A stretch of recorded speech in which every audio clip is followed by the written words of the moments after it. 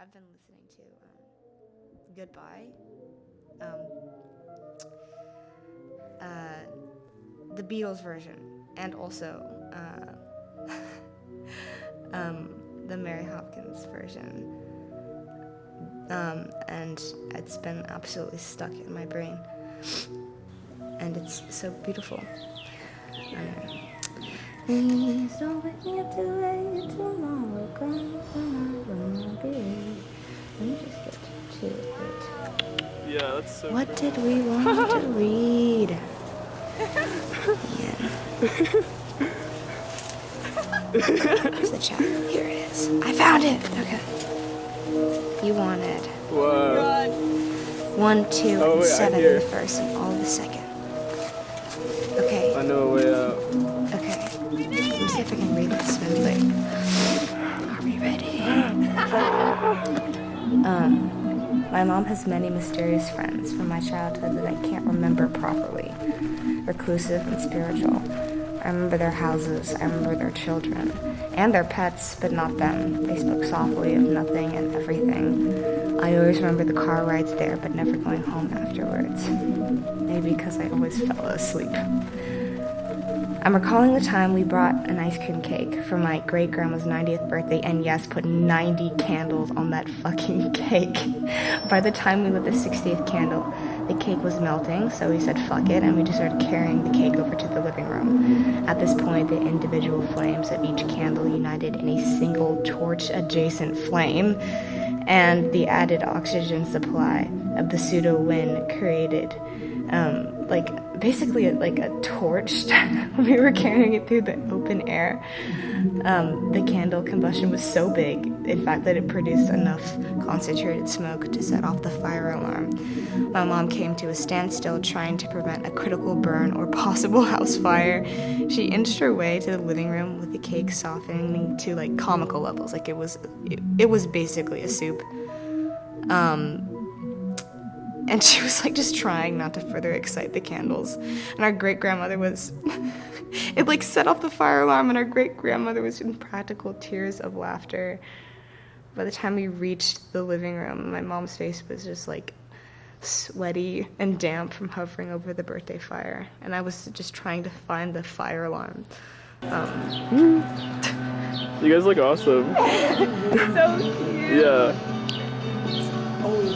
What's their name? What's your cat's name? Daniel. But no one really could even.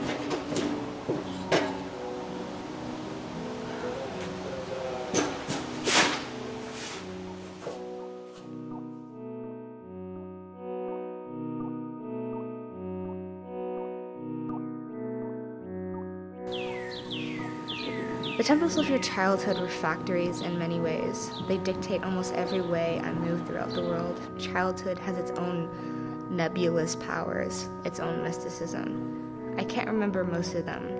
How sacred were those years, where everything was warm and so much taller than me. I firmly believe our generation will be the one to face Armageddon, the end of the world. I just want so badly to remember the lullabies and the color of the carpeting in my first home. I most vividly remember crying so hard over math homework that my eyes burned for hours, and making a paper mache hot air balloon for my siblings' birthday after cutting gum out of their hair.